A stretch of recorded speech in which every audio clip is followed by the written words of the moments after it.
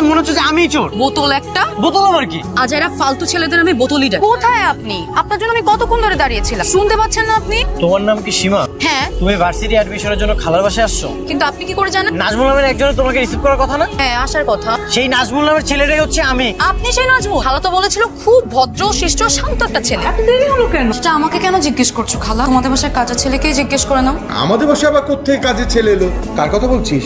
যাকে পাঠিয়েছো আমাকে আনতে। আমি কোনো কাজের লোক না, এটা আমার চাচার বাসা। তুমিও যেমন আমিও তেমন। আমি কিছু করি নাই। স্টেশনে সবার সামনে আমার কলার ধরে ফেলেছে। একদম মিথ্যা কথা বলবে না, তোমার জন্য আমার ব্যাগটা চুরি হয়েছে। সামান্য পার্স সামলাতে পারে না, আবার আসছে শহরে। যে কোনো একটা সাইডে বসে আমি বসবো না? আমি কি তোমার গার্লফ্রেন্ড যে একই রিক্সায় পাশাপাশি বসে যাব? আমার কি মাথার সুপার মতো একটা মেয়েকে আমি আমার গার্লফ্রেন্ড বানাবো? এত কিছু জানি না। আমি আমার রিক্সায় তোমাকে নিব না, আরেকটা রিক্সা নিয়ে পেছনে পেছনে আসো। দেখো এটা কিন্তু ভালো হচ্ছে না। মামা চলেন তো। আর কোনোদিন হেল্প লাগলে বইরো।